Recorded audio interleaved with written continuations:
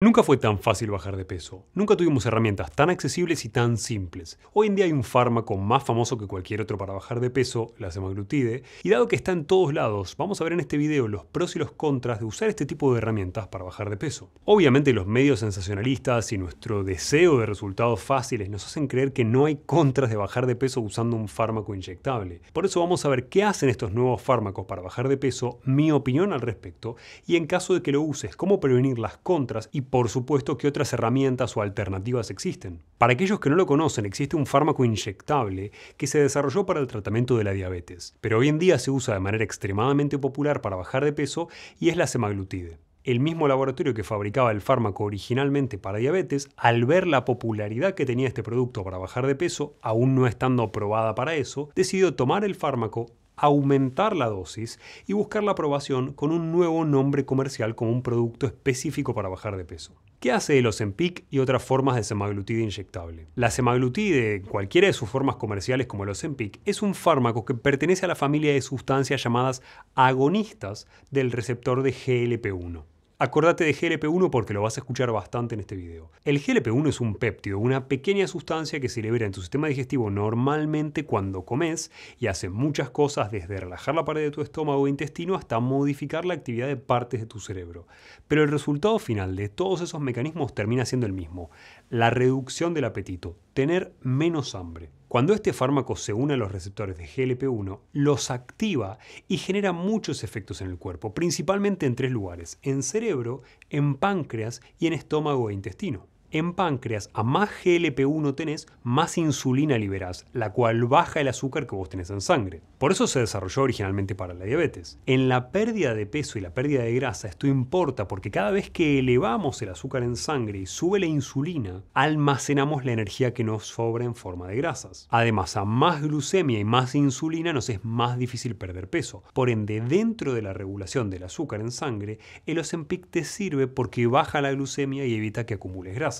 ¿Y cuál es el problema de este mecanismo? Si liberamos insulina de más en nuestro cuerpo, la glucemia cae más de lo necesario y tendríamos otro problema que es la hipoglucemia, bajo azúcar en sangre en vez de elevado. Seguramente hayas escuchado alguna vez de gente que pierde el conocimiento por bajo nivel de azúcar en sangre, de la misma manera que te puede pasar por baja presión. Con lo cual, bajar la glucemia además es peligroso, pero esto no es un problema específico con el Ozempic, porque si bien hace que tu páncreas libere más insulina, para hacerlo necesita encontrarse con azúcar, necesita glucemia. Si tenés poca glucemia va a liberar poca insulina, con lo cual este es un punto a favor. No te preocupes que va a haber por supuesto puntos en contra también y soluciones alternativas. En personas diabéticas este es un mecanismo importante porque hace que tus fábricas de insulina, llamadas células beta que tenemos en el páncreas, que normalmente se destruyen en la diabetes, sobrevivan, vivan más tiempo. Pero es algo que no es relevante si vos no tenés diabetes y solamente querés bajar de peso. Ahora, de la misma manera que estimulan las células betas del páncreas, inhiben a otras, que se llaman alfa, en medicina somos poco creativos con los nombres, y esto disminuye en tu cuerpo los niveles de algo llamado glucagón, que es la antítesis de la insulina. El glucagón es una hormona que regula el azúcar en sangre, pero lo sube al revés de lo que hace la insulina. Toma las reservas donde vos guardás la glucosa, las reservas de glucógeno que podés tener en músculo o en hígado, para usarlas y para transformarlas en energía. ¿Y por qué importa esto? ¿Y por qué importa mucho si sos un atleta? Porque cuando tu cuerpo necesita energía, como sucede cuando estás haciendo algún deporte, necesitas sacar esas reservas que tiene guardadas en músculo y en hígado. Y menos glucagón significa menos extracción de esas reservas, significa menos rendimiento muscular cuando lo necesitas. No es terrible, pero es algo que no querés que suceda. Si tu prioridad absoluta es bajar de peso, quizás no te importe, pero si te importa tu rendimiento muscular o tu rendimiento aeróbico, es importante que lo entiendas. Además, hay algo que es mucho más relevante a nivel de la información. Si conoces la implicancia de lo que algo hace en tu cuerpo, estás mucho más capacitado para ser vos el que decide si es bueno o no. La segunda acción importante de los Ozempic y de la semaglutide es en las paredes de tu tubo digestivo, principalmente en estómago. La teoría de cómo funciona este mecanismo nos dice que la relajación de las paredes de estómago, por un lado, nos da más sensación de saciedad, nos hace creer que el estómago está más lleno, como viste en mi video de hambre que te dejo en la descripción por si te interesa regular el hambre de una manera más natural. Y por otro lado, menos movimiento de esa pared implica que tarda más tiempo en vaciarse el estómago cuando comes. Esto es lo que conocemos como retraso del vaciamiento gástrico. Por ende, el primer mecanismo por el cual reducimos el hambre es la relajación del músculo de las paredes de tu tubo digestivo, especialmente el de estómago. Ralentizar el vaciamiento gástrico es una buena idea si querés sentirte lleno y reducir el hambre, pero es una pésima idea si tenés reflujo gastroesofágico. Cuando freno el vaciamiento de estómago al comer, voy a tener al ácido gástrico causándome síntomas como ardor, por ejemplo, por más tiempo. Y además, por otro lado, la relajación del músculo liso sucede porque esta sustancia frena a la acetilcolina, el neurotransmisor encargado de generar la contracción muscular.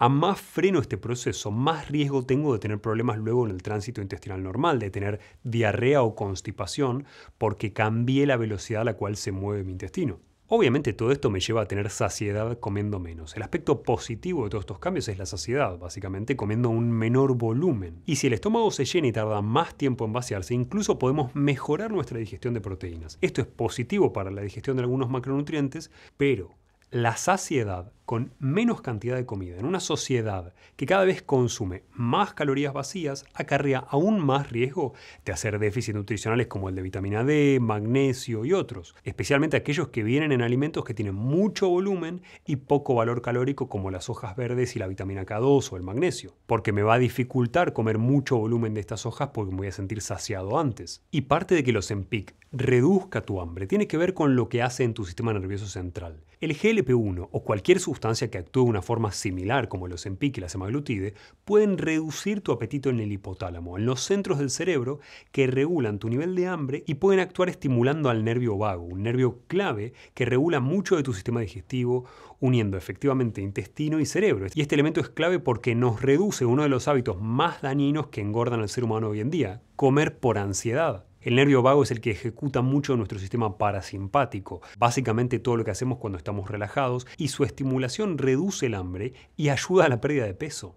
Por eso es importante que entiendas, y ya vamos a ver cómo, que podemos estimular al nervio vago de otras maneras. Si Ozempic y otras formas de semaglutide estimulan a GLP-1, ¿por qué son más efectivas que otras cosas que estimulan al GLP-1 como el mate? Estos fármacos se unen a una proteína que se llama albúmina. Esta unión les permite, en primer lugar, dar una dosificación semanal que dure mucho más tiempo este producto funcionando en tu cuerpo. Algo clave porque mientras más fácil es un tratamiento, más fácil es de sostener y menos fuerza de voluntad necesito para aplicarlo. Y en segundo lugar, todo lo que aumenta el GLP-1 normalmente, no importa si hablamos de mate o de otras sustancias como berberina que después te voy a mencionar, tienen una contra que se basa en cómo tu cuerpo funciona. Cualquier proteína u hormona que hace cosas, que cumple funciones, no está hecha para funcionar por mucho tiempo. Cumplen su función y en general se destruyen rápidamente. Esto es positivo, es lo que hace que nuestro cuerpo se regule tan bien solo. Si los estrógenos de tu cuerpo ya cumplieron su función, se deberían eliminar. Y si no lo hacen y se acumulan, aparecen problemas. El GLP-1, básicamente la versión natural de los Ozempic, se elimina por algo llamado DPP-4. A diferencia de la versión natural, el Ozempic es resistente a esta enzima, por lo que dura mucho más tiempo actuando que su versión natural. Todo esto lo hace más potente, más duradero y más conveniente para estimular al GLP-1 que sus maneras naturales, pero también hace que este mecanismo no sea regulable en el cuerpo y que por ende tengas más riesgo de efectos adversos. Los creadores de Ozempic adaptaron este producto a bajar de peso con otro nombre comercial llamado Wegovy, subiendo la dosis del fármaco como te contaba antes. Esto significa que si vos la vas a usar para bajar de peso, vas a usar más dosis que una persona diabética en tratamiento farmacológico. Se usan inyecciones de 2.4 miligramos una vez por semana en abdomen, en muslo o en brazo. Pero las dosis iniciales son mucho menores y se comienza con 0.25 o 0.5 miligramos por semana y se va aumentando a 2.4, que es el máximo, pero se hace este aumento para hacerlo más tolerable a nivel digestivo y para aumentar la eficacia. Parece una cosa menor, pero ya vas a ver por qué lo de tolerable a nivel digestivo es crucial. Y lamentablemente está aprobado para incluso niños de más de 12 años que estén dentro del percentilo 95 de peso. O sea, niños de más de 12 que pertenezcan al 5% de personas más pesadas para su sexo y para su edad. Esto es terrible porque está lleno de estrategias en niños para regular el peso. Hacer algo de actividad física y no comer ultraprocesados aparte suele bastar y sobrar a esa edad para llegar a un peso saludable. Y en adultos está indicado en personas con un IMC, con un índice de masa corporal mayor a 30, que es lo que te clasifica como obeso y no como persona con sobrepeso. Para que tengas un parámetro numérico significa pesar más de 82 kilos si medís unos 65 y pesar más de 94 kilos si medís unos 75. Y es central porque la droga no está indicada para bajar unos kilitos. No es una buena idea que la uses para bajar poco peso. Si lo haces, 1, la efectividad no va a ser la misma que en alguien que tiene mucho sobrepeso y obesidad. 2, tenés alto riesgo de volver a ganar ese peso si dejas de usar la droga. Y 3, mientras menos sobrepeso tengas, más riesgo de perder músculo por el déficit calórico que vas a hacer. ¿Cuáles son los resultados de usarlo? Especialmente los resultados de pérdida de peso en pacientes no diabéticos. Este producto se hizo famoso porque funciona, es un gran supresor del apetito y lo hace de una manera razonablemente efectiva. Veamos la evidencia.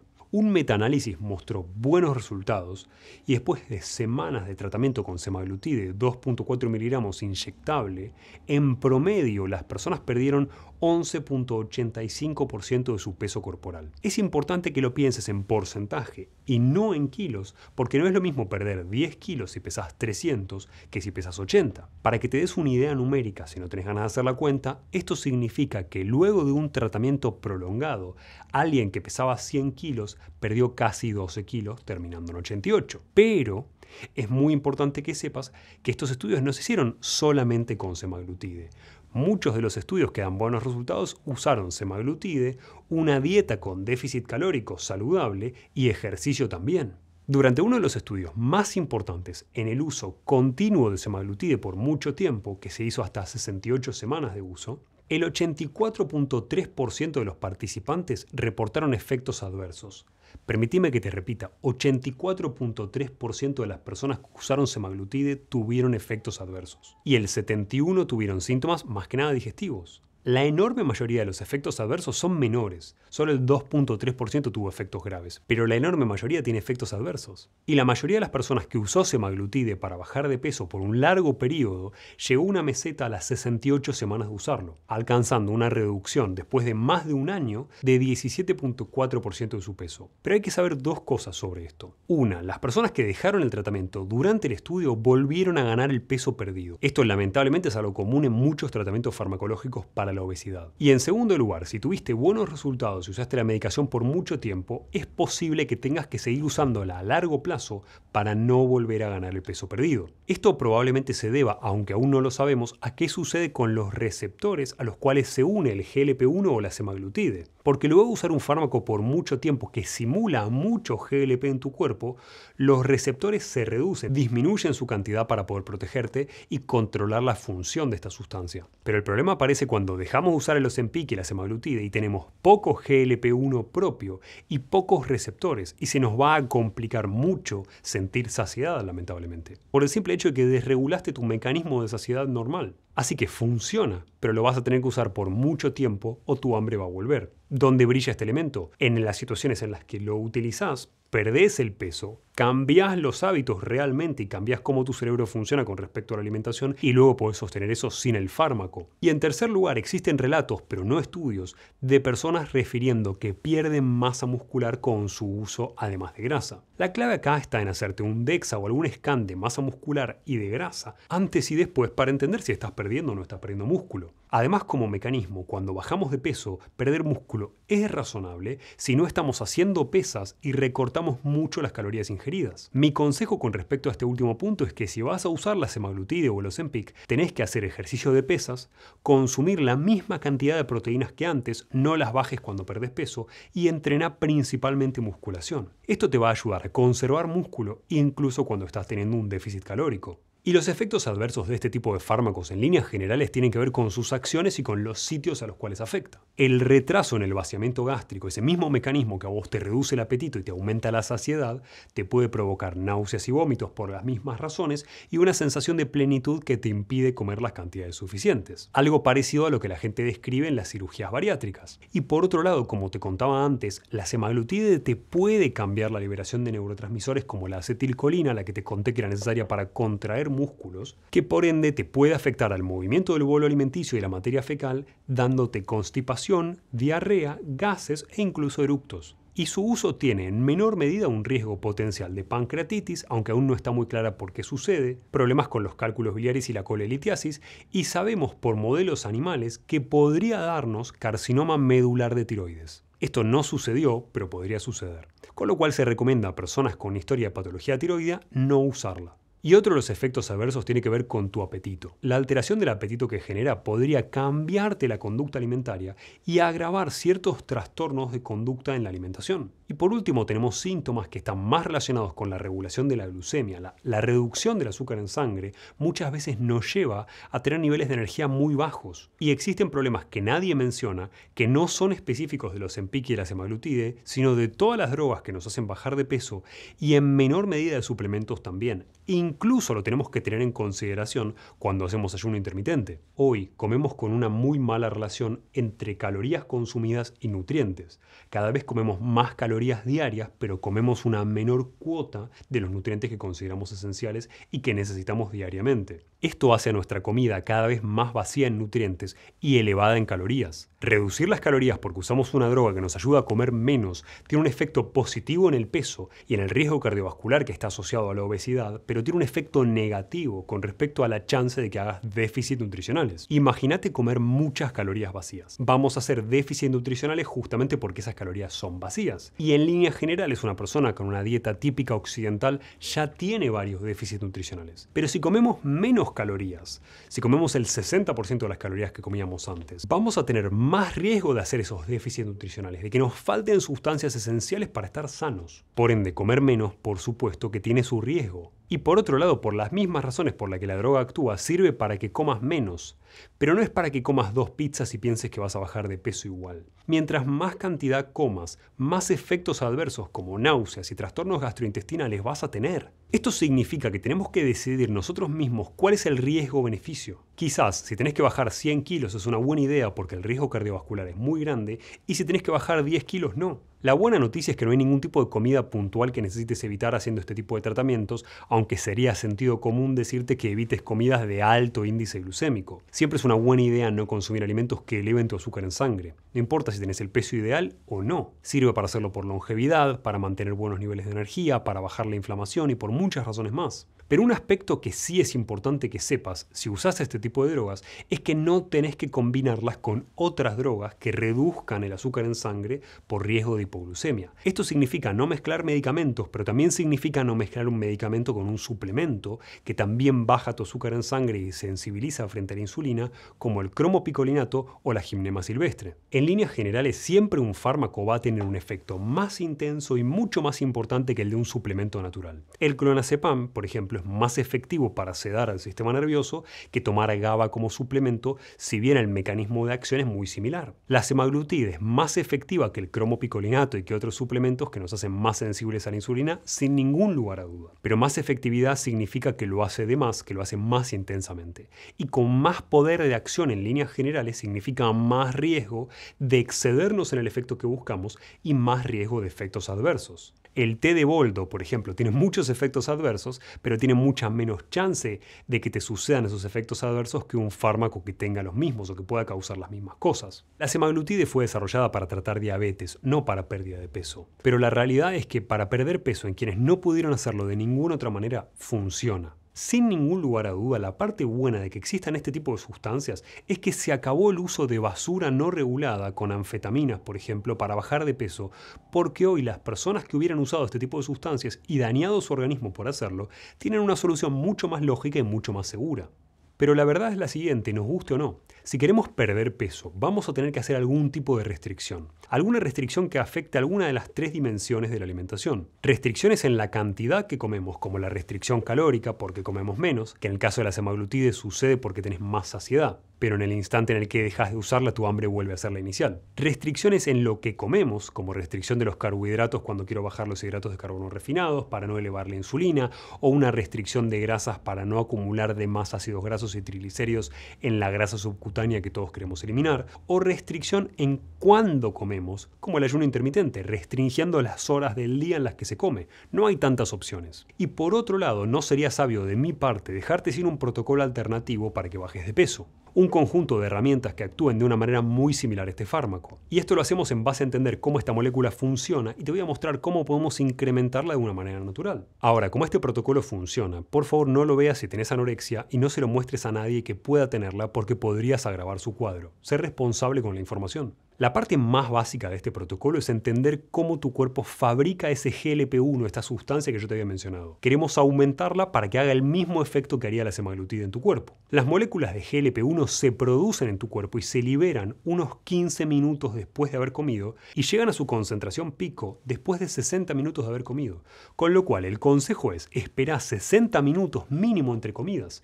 Esto en la práctica significa que muchas veces ese segundo plato no era necesario si esperábamos los minutos suficientes para que el GLP-1 se libere. Y es un truco obvio que usan restaurantes de tenedor libre para esperar entre plato y plato y que vos tengas más saciedad. Esperá 60 minutos entre platos, deja que este compuesto actúe y te vas a sentir saciado con menos. A partir de la segunda hora el GLP-1 va bajando hasta tu próxima comida. Pero, y esto es muy importante para no estar comiendo todo el día, la segunda fase de producción del GLP-1 depende de los nutrientes que comiste. El GLP-1 se va a liberar porque llegaron a intestino delgado nutrientes de 3 tipos. Azúcares simples, los que conocemos como monosacáridos, como la glucosa o la fructosa, aminoácidos y ácidos grasos de cadena corta. Con lo cual, los 3 tipos de macronutrientes pueden estimular al GLP-1. Y esto significa que el alimento que tenga más densidad nutricional, que traiga más nutrientes por caloría, va a saciarnos más que el que no lo trae. Por eso los productos de origen animal, como el hígado de cordero, por ejemplo, están tan arriba en la lista de saciedad y en la lista de densidad nutricional a la vez. El consejo acá es simple: come las comidas más densas nutricionalmente que puedas encontrar, como vísceras de animales, carne roja, pescado blanco y papas. Y de los 3 macronutrientes, el que más te va a brindar saciedad, sin duda alguna, es la proteína.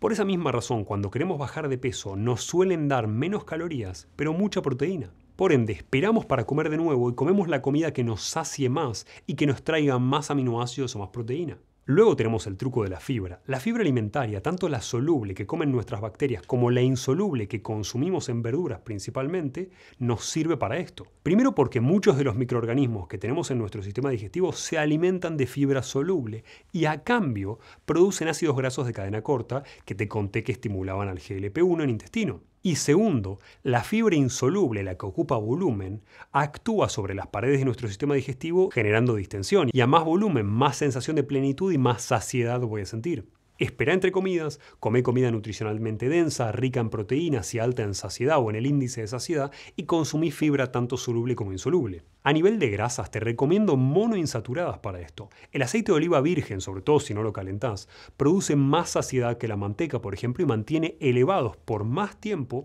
los niveles de GLP-1. Además, recuerda que los gustos amargos y picantes reducen el hambre por otros mecanismos y puedes usar todo esto en conjunto para disminuir tu nivel de hambre y aumentar la saciedad. Para aumentar el GLP-1 en nuestro cuerpo sin usar fármacos, podemos usar berberina, extracto de té verde, canela, cúrcuma, resveratrol y por supuesto yerba mate.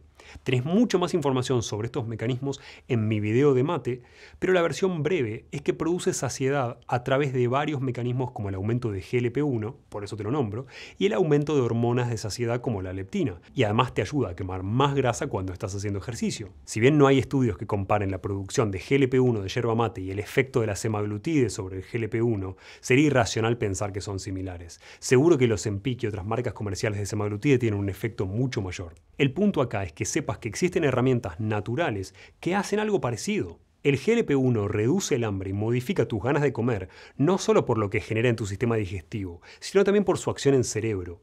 Y lo hace a través de modificar a un nervio llamado vago o neumogástrico, que es una de las conexiones más importantes que tenemos entre intestino y cerebro. Y en cerebro específicamente inhibe células que estimulan el hambre en una parte de tu hipotálamo. Pero tu cerebro también produce GLP-1 y podemos estimular a este GLP-1 de una manera aún más simple que con alimentación y así regular el hambre y nuestro comportamiento. De hecho, las lesiones en el nervio vago que te menciono aumentan el tamaño de las porciones de comida que la gente está dispuesta a comer. Si estimulamos al nervio vago, podemos reducir los niveles de hambre y además estudios en animales muestran que si estimulamos al vago, los animales comen más lentamente y terminan de comer antes de lo usual, dejando comida en el plato. Aparatos que estimulan al nervio vago, además de ayudar con otro tipo de cuadros, pueden hacerte comer menos cantidad, pero este mecanismo funciona mejor en personas sin obesidad, con lo cual es clave para las personas que no necesitan el Ozempic y que no tienen que bajar 15 kilos sino un par. Esto sucede porque si tengo obesidad, soy más resistente a las señales de saciedad que genera mi cerebro. Resisto más a la señal de frenar de comer. Para mejorar esto puedo eliminar mi resistencia a la leptina con los consejos de este video que te dejo en la descripción, y un efecto que sí tiene la estimulación del nervio vago en todas las personas es una reducción en los deseos y antojos de comida basura. La estimulación del nervio vago se puede hacer en cuello, muy cerca de donde te mostré en el video para masaje carotidio, y en oreja en un sitio llamado trago. En todos los casos son estímulos eléctricos muy pequeños que actúan sobre el nervio vago. Es muy importante que entiendas algo de tu cerebro. Tu cerebro tiene muchos mecanismos que regulan el hambre. Algunos tienen que ver con tu nivel de energía, con cuánto comes, con la hora del día. Por eso el insomnio, por ejemplo, te hace engordar. Y otros simplemente tienen que ver con tus deseos alimenticios y la recompensa que generan. La palatabilidad de una comida, básicamente cuán rica es un factor crucial en llevarte a comer comida cuando vos no necesitas energía, cuando tenés calorías más que suficientes accesibles. Esto sucede por algo que se llama recompensa anticipada. ¿Es esa sensación que alguna vez seguro sentiste de qué rico que va a ser comer esto? Con lo cual, acá se mezclan hábitos con el GLP-1 y la estimulación del vago puede ayudarte a reducir el deseo de consumo de alimentos dañinos. Y hay otra herramienta que no está relacionada pero también te sirve, que tiene que ver con lo siguiente. El hambre está determinada por muchas cosas, entre ellas la grelina, que es tu hormona del hambre. La grelina es una hormona de costumbres. Si siempre comes a las 12 del mediodía, un poco antes del mediodía va a aumentar esta grelina para generarte hambre. Aquí es donde el ayuno intermitente entra perfecto. Cuando hacemos ayuno y dejamos de hacer esas comidas durante el día y las acercamos a un periodo de tiempo más pequeño, vemos que paulatinamente en menos de una semana el estímulo de esa grelina a las 12 del mediodía desapareció por completo. Esto significa que podemos regular el hambre simplemente cambiando a la hora a la que comemos habitualmente. Hacer ayuno, sobre todo si estamos considerando herramientas como los Ozempic, puede ser un primer paso que te ayude a disminuir las calorías que comes, por el simple hecho de que tenés que meter todas esas calorías en menos comidas, pero a su vez te ayuda a resensibilizarte con la leptina, que es la hormona de tu saciedad. No sobran las herramientas para bajar de peso.